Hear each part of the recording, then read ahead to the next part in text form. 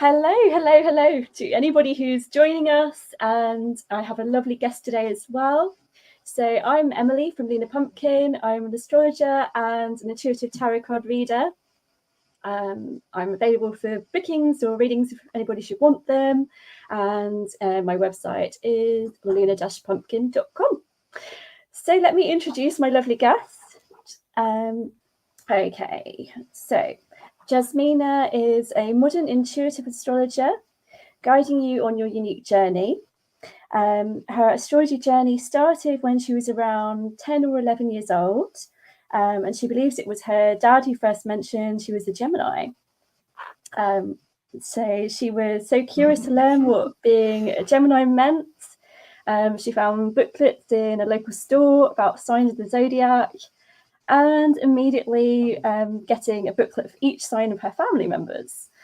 Jasmina was so fascinated by the language of the stars and realised it's a great tool to understand yourself and others better. So welcome, Jasmina. Thank you for having me. Thank you so much. I'm so happy and excited to be here and talk astrology with you. I love your podcast. I love your guests. So I'm very honored to be here with you today. Oh, thank you.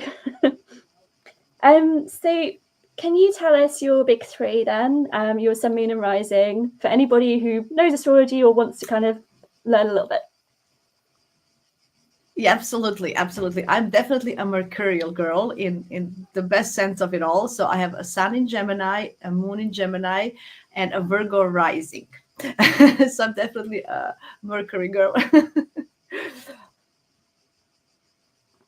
So how do they kind of play out for you in your life? Just a sort of basic synopsis of, what you found. Yeah, what I found is Gemini is so curious. Gemini, like I love to, I'm so curious about life, about what's happening in the world. I have to also mention for those who are a little bit advanced, I have everything in the ninth house in the quadrant system. So the combining of learning and understanding what's going on in the world around us. So that's my biggest passion. That's my curiosity of Gemini.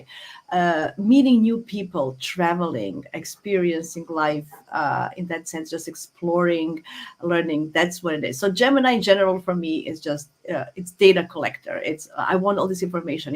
There's a FOMO, like fear of missing out. Of oh my God, I'm usually the one who tells news to others. I'm the first one to get it, right? And then oh, did you hear this? It comes from me usually, right?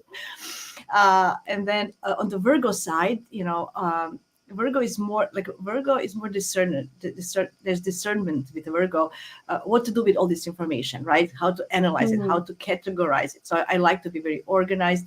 I spend my my whole life. I finished accounting, so that was my job, like accounting and finance. So this is when Virgo came in very handy because making order out of chaos is my second passion after astrology. Like, okay, what needs to be organized? Let's see.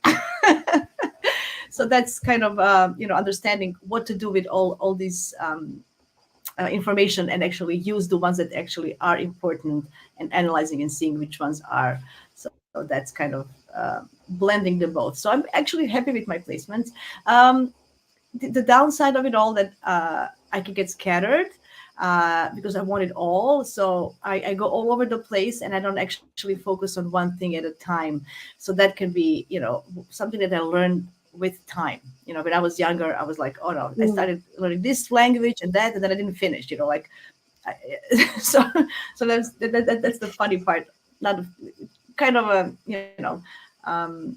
but then you accept your big threes and understand them. Then you're like, okay, maybe I don't have to be a researcher, a deep digger in one place, right? There's other, people who can do that. I can just, collect, give them information or just help them where to find what they need, helping people to connect people with each other. That's one of my fortes as well. Like I don't need to do, embracing your chart and doing what your chart is. So yeah, definitely. So, I just want to say hello to Kelly, who's joined us. That's very kind. She said that she's also a Virgo as well. Yeah. Yeah. I think it's definitely lovely to have a grounding placement when you've got a lot of Gemini or Mercurial energy in the chart. So, yeah, I'm grateful for my Capricorn moon. Otherwise, I'd float away or be constantly Oh, not knowing which way to go as well. It's like, yeah, can be quite a lot. yeah, I agree. Virgo rising is my only Earth placement, except for Chiron, but on the personal level. So I really do feel that it helps me a lot. Yeah. Yeah. So we briefly said a little bit about how you came to astrology. Would you like to go a bit deeper on your journey of how you got here? Absolutely. So as a true Gemini, did I freeze? Okay, just give me Yeah, a second. I think I froze. Yeah, we can just still give me a hear you second. I though. have no, I'm gonna unfreeze. I know. Okay. Just give me a second to unfreeze. The thing is that okay. Yeah, I'm using this app on my phone. So, so anyway, good. I'm here back. So my journey. So as you mentioned, my dad told me I'm a Gemini. I said, okay, what does that mean? And I was curious. And then, to be honest, it felt so. The information I was reading, these booklets and stuff. It felt like I knew it from before. So it didn't seem, oh, what is this BS or what is happening, or I just, oh, this is like something familiar knowledge came to me. So I find that it worked. Like I didn't question. I wasn't a skeptic on that side. I just felt that it came so naturally. Like this information is part of who we are, and it just I think it was around my Jupiter return, like I mentioned that 11, 12 when I came to this, so which is so interesting. That Jupiter gives you knowledge and wisdom, experience. So that astrology found me in that sense. So through my life, in my 20s and my teenage years, you're a teenager, and as I mentioned, I'm a Gemini. I wanted to experience life in different ways. So I was always kind of reading something or exploring. I had a friend. She was into astrology as well, so we kind of always look at other people's charts and talking about it. But I didn't go any deeper, to be honest. I didn't do forecasting or anything like that. I just wanted to understand people. That it helped me to understand myself and others. This person has this, so I can understand them better.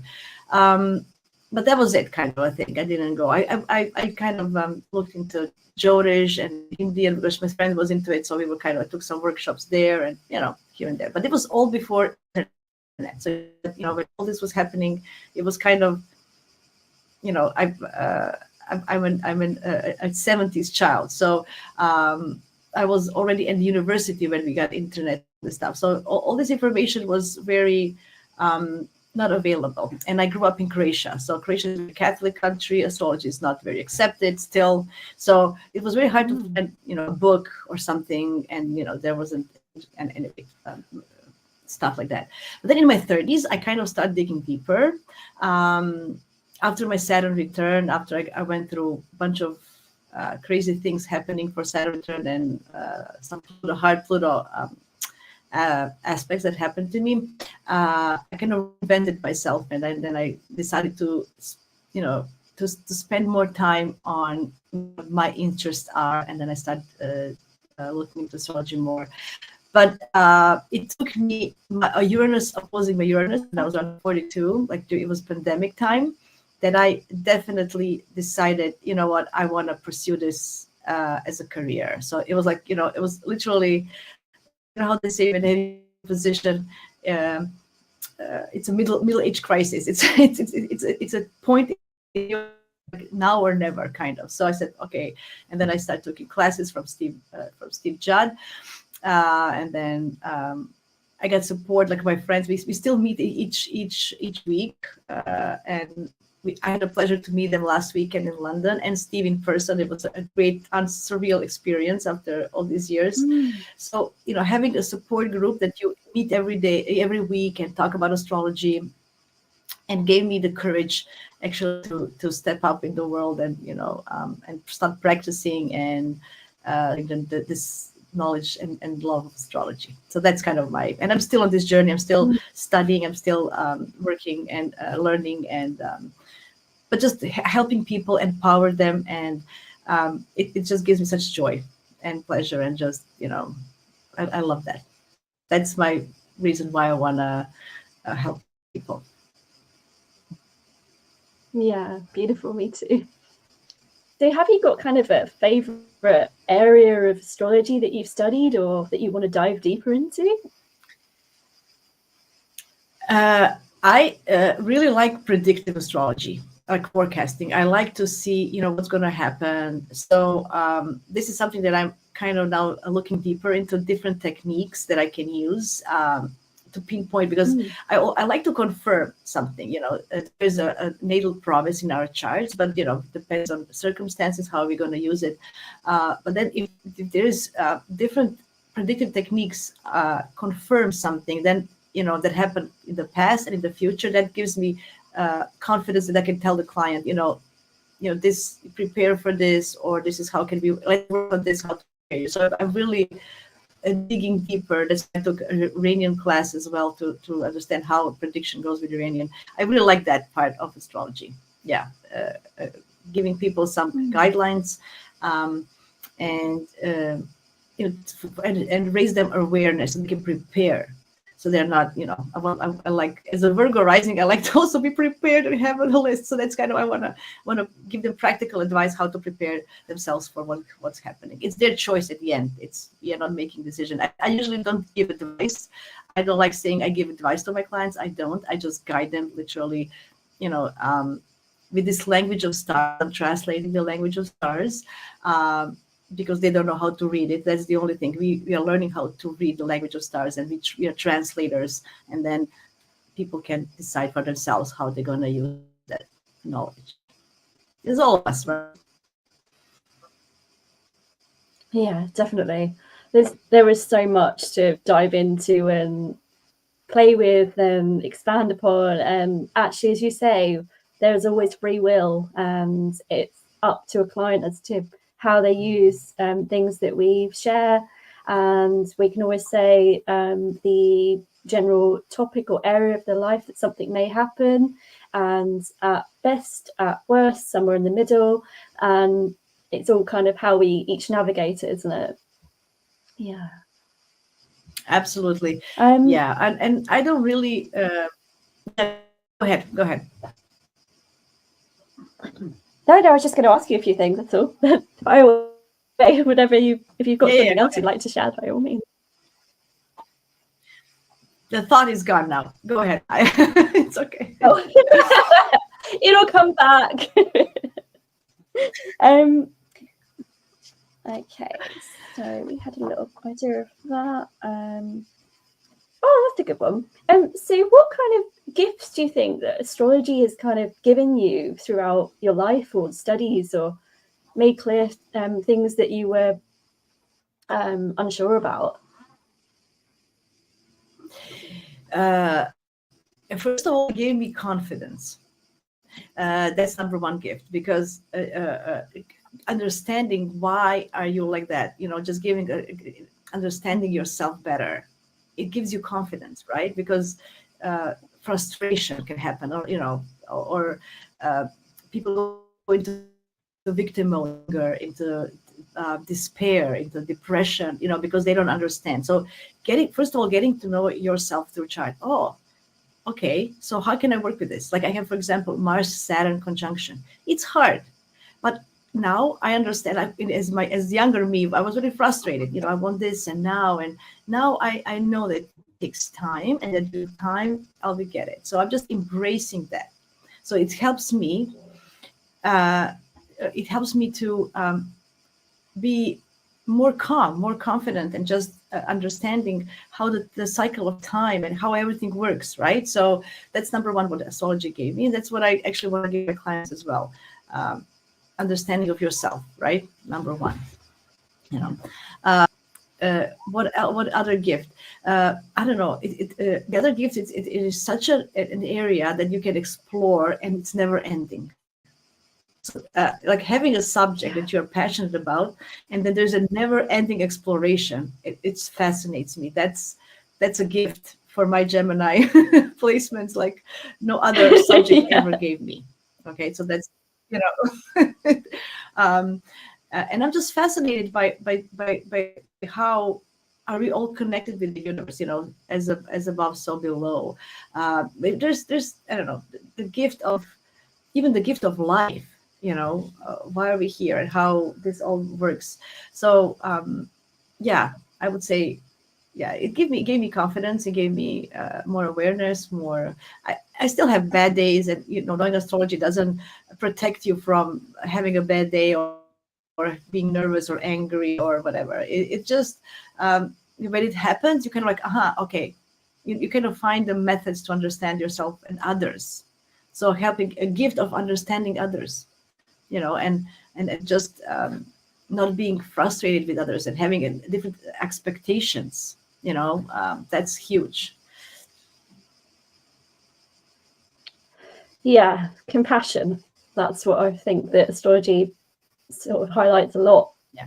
That actually, if we're, as you say, if we're understanding others, understanding ourselves, and that nobody's perfect, we all show up flawed and all, and actually there's some beauty in that, that actually we are perfectly imperfect in many ways. And as you say, with Mars and Saturn, I think, right, okay, there's the energy, there's the motivation, there's maybe the fire and the immediate want to get things done. But then Saturn is saying, well, no, there's actually needed to be some structure, and we've all got to grow through things. We're not going to get the immediate results. And that, as you say, is kind of a realization over time. And for me, astrology is all about timing, and it's about being in touch with seasons and being in touch with the elements that are without, so outside of us, and also within. And it's huge. So Yeah, I 100% agree. I agree with you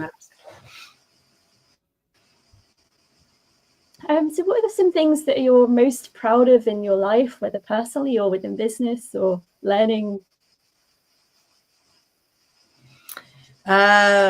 Most proud of thing, I stopped smoking. I know it sounds funny, but I'm actually very proud of that because it was hard. Oh, But it's a fun fact. Anyway, in general, I'm proud of the ability to actually, now that I'm in my 40s, I feel more at peace than ever. I feel that I have more time than I ever felt I had before. So I'm proud of myself. I was able to pass my frustrations, pass my anger, uh, and find and focus and find a way, actually, without being just frustrated. It's not like I want it. Find a way, understanding that, and embracing my, you know, sadness in that sense, and giving myself time, and, you know, permission, giving myself time to enjoy the journey and just go as it is, and not be frustrated and focusing on the end result. So that's what I'm proud of, really. yeah. I mean, I know you say it's a fun fact giving up smoking, but actually, I've heard from lots of people that is a hard thing. But if we think about, we're in Leo season, and we're talking about sort of vitality and the courage to be ourselves. It's yeah, I think it's actually very relevant that if we're having any kind of habit that doesn't make us feel our best or isn't the most healthy, sure, we all have a lot of things, but you're going to feel more vibrant and less likely to need to have like that crux, as it were, to lean on. It's okay, well, how can I best be myself? And if quitting smoking was something that helped you, brilliant. So yeah, there's many it things happened like 12, 13 years ago. Yeah, it was a long time ago, but I mean, 10, 13 years ago, but I really, yeah, it's just a quality of life. And a bad habit can be a lot of things. Bad habit can be just sitting on a sofa and not getting up. So getting for a walk, okay, little things that just, as you mentioned, like you feel really you don't want to do something, and then you do it, and that's you should be proud of. Not about big achievements. Yes, yeah, we get you get a degree from a university, or you get a kid, or those are all big achievements, but the little things actually made it happen. I get a degree, or did something, or get a job, or it those little things. Every time you didn't want to study and you did study. Every time you didn't want to go out for a walk and you did go for. Every time you didn't take a late night snacks and you wanted to, like stuff like that. That's what makes success. Not in the end. Oh, now we're celebrating. Yes, we are celebrating, but we're celebrating every day little thingies. So that's kind of what you mentioned. It's 100%. So. Also with Leo season, as you mentioned, being generous, not just towards others, but towards yourself. We forget sometimes to follow our heart and be generous to ourselves. I always tell everybody, take care of yourself first, because you won't be able to help anybody else. Number one, yourself, not in a selfish way, but in a healthy Leo way, giving yourself, pamper yourself, and, stuff like that. So it's very important.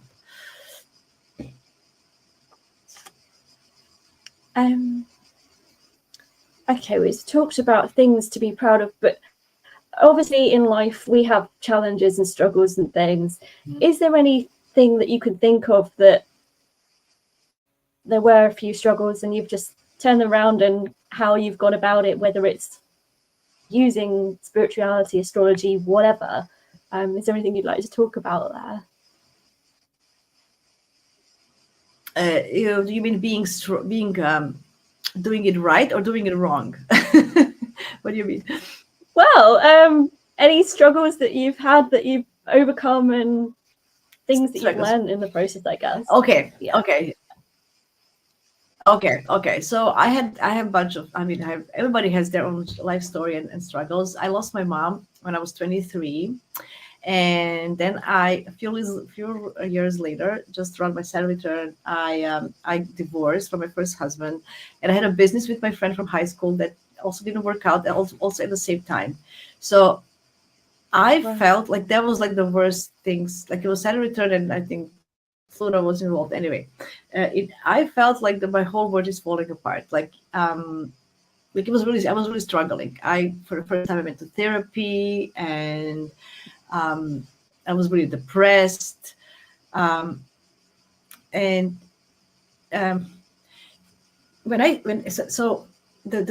did I get over it? I kind of focused this is me. This is now, like, am I really in relations with others? Like, am I really? Do I really need to relate to others to be myself? Do I really need this external, friendships or support? To be myself, like this should come as extra. So I was trying. Then I started trying. That's how I went again a little bit more into astrology, into finding inner strength, because we need to kind of learn. It's not easy. I'm not saying it's easy, but we should work on inner strength, on feeling that we are the only ones that can.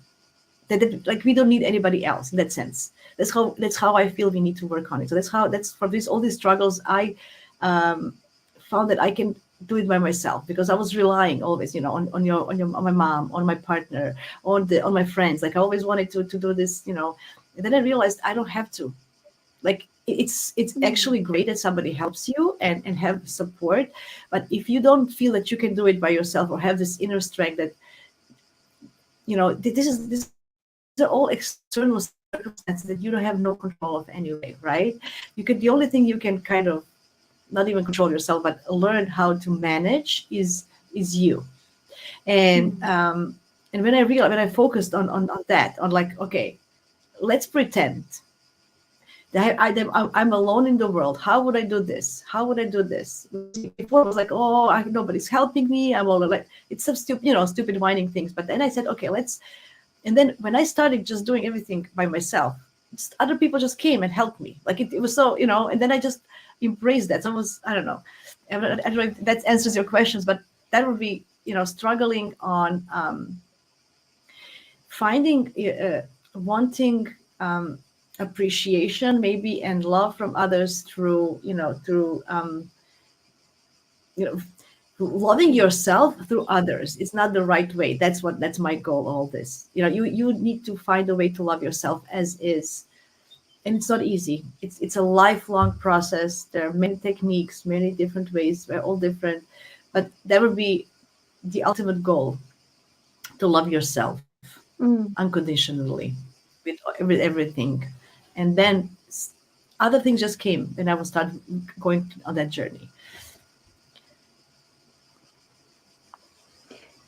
Yeah, it's not always easy. Life does throw obstacles here, there, and everywhere, Yeah. but there are many ways that, even if you say, it's going back to those small wins, isn't it? I was able to, I don't know, get out of bed today, or I was able to meet a friend, or I didn't worry about my appearance when I went for a swim and then met somebody not long after or something, or there's lots of little things. But when it comes to the bigger ones, we're not always going to know how we're going to cope with it, but sometimes it's how we react and how we draw strength from within, and realize that it's okay that we're not always going to show up perfectly. We're not always going to know what the answer is. And as you say, sometimes when you're just honest and put it out there, people show up anyway. And those people are the people that are going to really make you feel your best, because they're there at your best and at your worst and everything in between. And that's beautiful. Yeah, being authentic. That's kind of what I was going to, with Yeah, all your yeah. with all your faults, with all your faults and talents, right? With everything, embracing your shadow side as well. That, I think, because I thought I was, why this is happening to me, like, why, like, I wouldn't understand. And then, things just happen because I had to learn something. I had to learn to lean on myself and not depend on others in that sense, right? So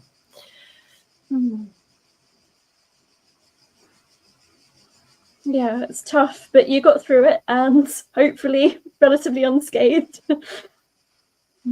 I Beautifully. feel that this, yeah,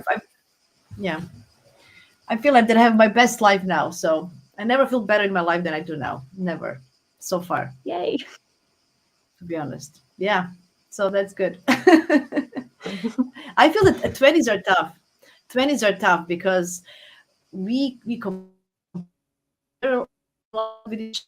Everything is competitive. Or you look what other people are doing. Everybody's, getting married, or they're getting a job. So this is what it is, and then you feel that you have to do it fast.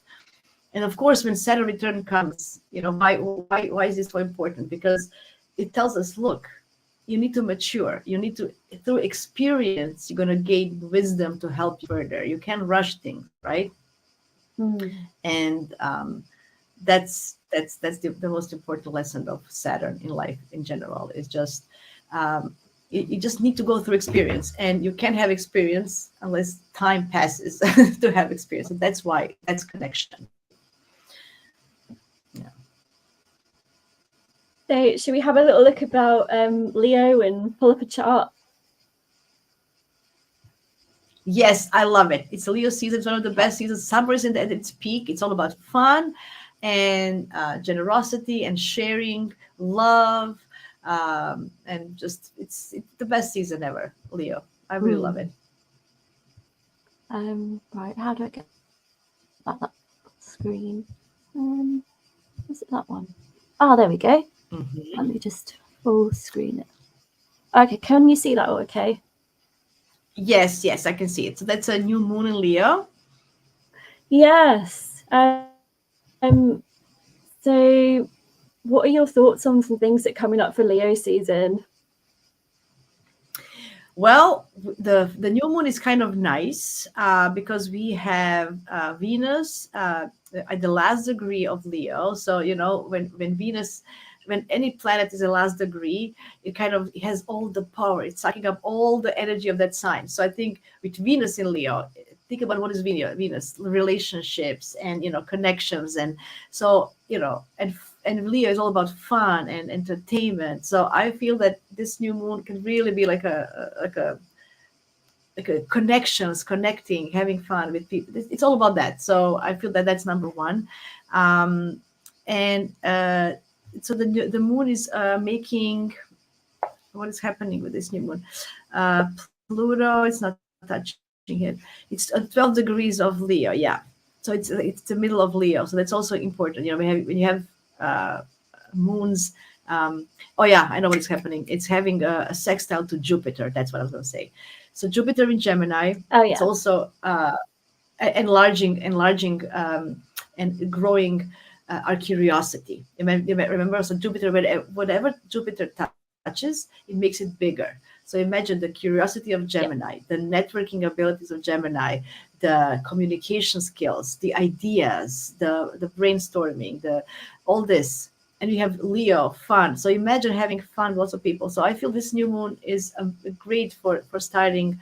If you want to enroll in some groups or connect with some people or start your own group, even that's a good one for Leo. New moon, like starting some new, finding your tribe, finding your something that then you can just.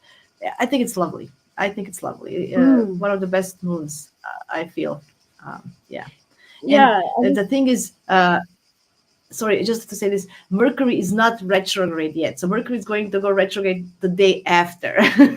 So just in time for this new moon to right. And it's a Leo. Leo rules sun. So this is the new moon where when sun and moon, even when sun is shining as well, right? So we can shine. It's beautiful. I love it. Yeah, to come back to what you were saying about it's Venus in Leo, and we have what's called a yod here, the aspect pattern with those just dotted green lines and the sextile at the bottom there, and it's sort of a magnified energy that says, yes, we're definitely focusing on Venus in Leo here. And I was thinking about what Venus in Leo might value, like valuing, as you say, shining brightly and having the recognition, I guess, for our gifts, our skills, and how we express ourselves, and particularly with the sextile of the new moon to Jupiter, as you say, like we're expanding on how we communicate and the fun factor and the childlike exuberance that Leo has. And I think it's a beautiful energy. And I was thinking there's also... And we have Mars. Oh, sorry, Jasmina. Go ahead. No, go ahead. You were thinking what? Yeah. With the sextile to at the bottom, like Pluto to Neptune, there's like dreamy qualities, but there's also quite a lot of other lovely harmonious energy to Pluto. So I'd like there could be ideas of healing our ideas of desires and how we motivate ourselves, because it's connected to Mars and that's like our energy and things. So. Yeah, I love Pluto.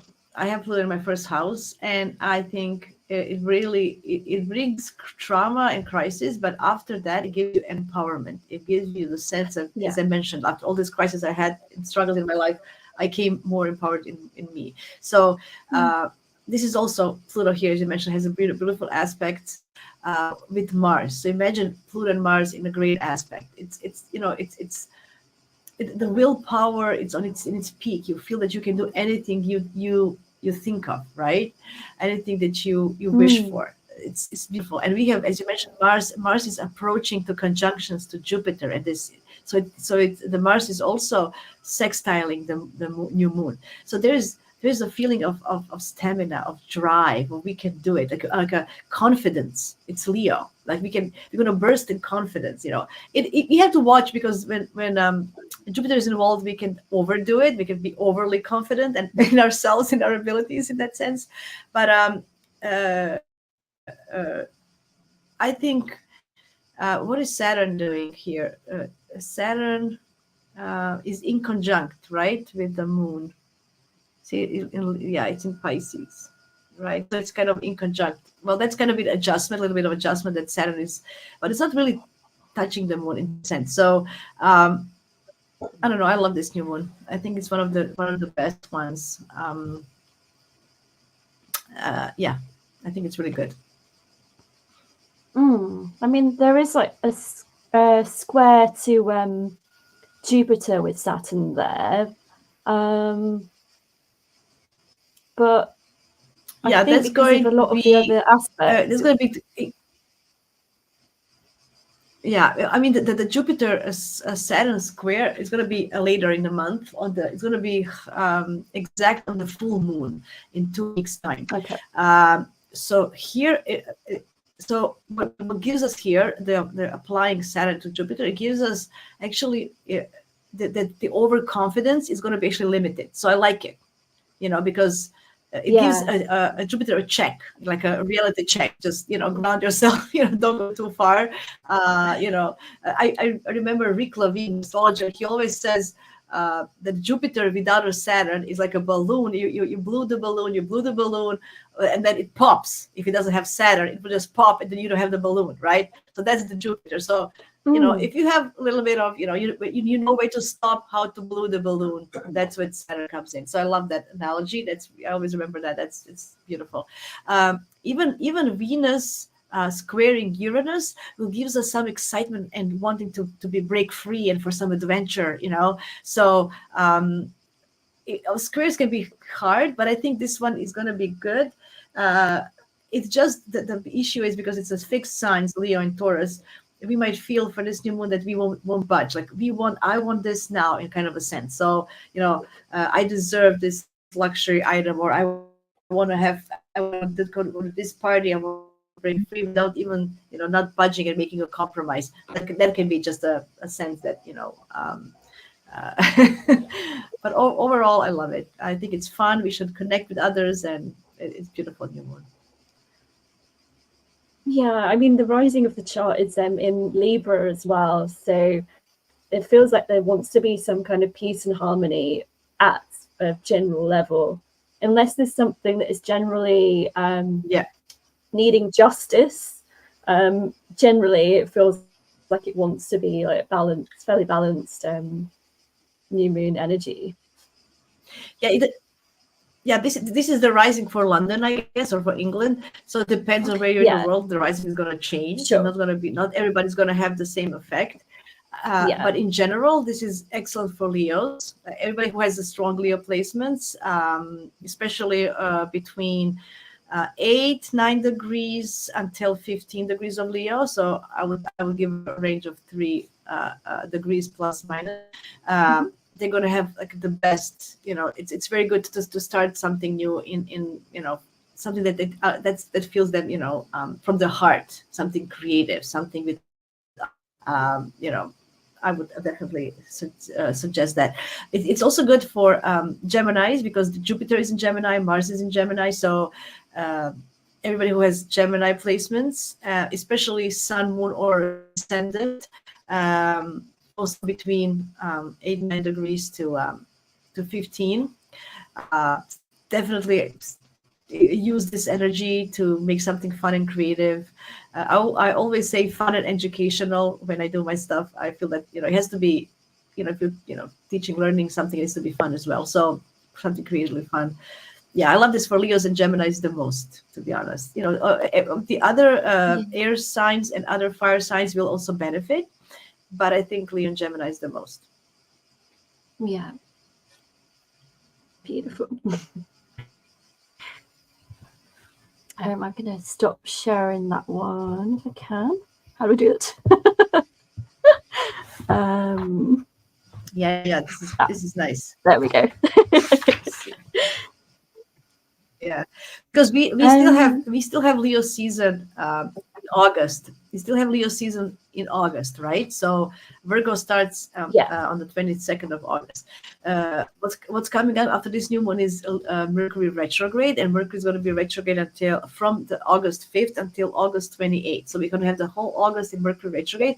So this is actually, because we want to connect and have fun at this, you can reconnect with somebody from your past, or find some old friends, or this could be a topic through this whole August. Just I find that might be working. I'm traveling back to Canada. I'm not looking forward to it, but I couldn't do it the other way, because Geminis are affected, and Gemini is also rule transportation and stuff. Hopefully everything goes well. Fingers crossed. But fingers crossed. Just make sure everything you do for Mercury retrogrades, just make sure you double, triple, 4-time check everything. I wouldn't just stop doing anything, but just make sure that you are more cautious than usual. Like take, double, like really not even double, 3 times, 4 times check, like obsessively check things. Yeah. Back up those devices that you have, and triple or quadruple check, as you say, any like flight times, and have you got everything you need, and and if you're signing a contract, it's going to be in Virgo. Actually, you might have to adapt things as you go.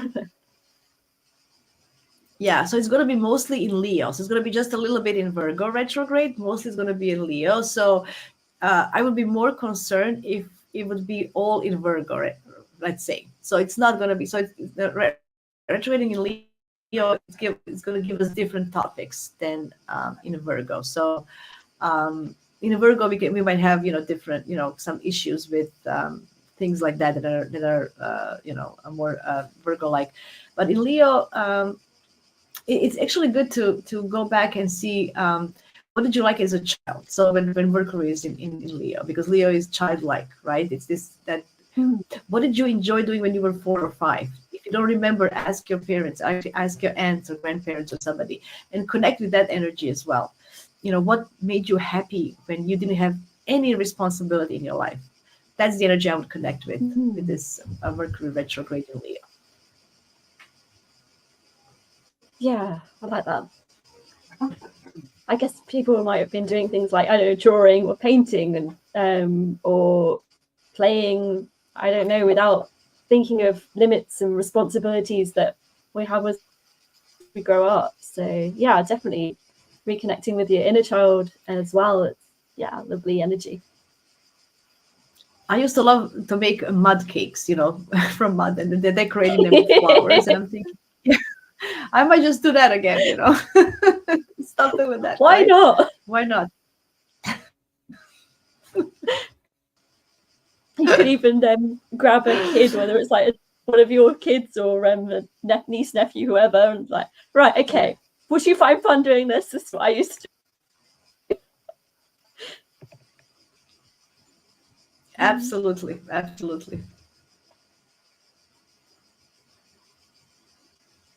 And so how do you manifest your goals and dreams and things that you want to achieve in your life and stay consistent? So, well, consistency, it's a thing. The problem is I have so many ideas, but I'm limited with time, as we mentioned before, right? So I have a will. I really want to do it. I really have all these ideas. And then, how to prioritize. Sometimes, as a Virgo rising, I think, okay, how can be this of service for others? So I kind of prioritize my wishes, my creative ideas to kind of do, okay, let's do something that can be of help of others. That's like number 1 for me, but that's just my list. So that's how I do it. And then how can it help a bit for me? Is this something long-term that's going to be good, or it's going to be short-term? And so I try to do things that are, they're going to have a long-term effect as well, not just short-term effect. But always I'm doing something that is fun for me, just for my heart. So like doing an interview with you, I love connecting. This is something that I want to still have in my time to make time to have stuff like this as well. So and then you just kind of make percentage. like I'm gonna spend my 80% of time for long term, and then or 20% for short term, and then 10% for my heart, or something like that. So you kind of make your own stuff. How do I manifest? I put it out there in the universe. I like to just if I really want something really, really much, that is going to help me a lot with what I just repeat it in my head, that it's already kind of done. Like I'm constantly having it as a thought every day. Okay, it comes up in my, and then when I feel that it's right time to say it out loud, I say it, or it's, if I need help from somebody, or that kind of comes up to me. I also I do vision boards. So every Aries new moon in spring, when it's the first new moon in new astrological season, when the new astrological year starts, I do a vision board, and I do it. I heard it on Astrology Hub. I can't remember the astrologer who gave us the tutorial, but if you go to Astrology Hub podcast, they have it on YouTube, and it's just like, it's based on the Feng Shui, right? The 9, they call Bahas, but I don't know how they call it, the 9 areas of life. And then I kind of make a vision board, and I have it and look at it every day. That's one of the things. I'm not big on rituals, to be honest. I'm just not, I don't know, maybe because of my Mercury, just not on the rituals. But I like, for each new moon, each full moon, I like to make a few sentences or a few ideas that I just put out there. So that's kind of my manifesting. And just if you enjoy and love what you do, you kind of find time, and nothing is hard. But if you do something that you don't like, everything is hard. So yeah, following the joy factor. I like that. So is there anything that you've got, like projects or offerings and things coming up that you want to talk about?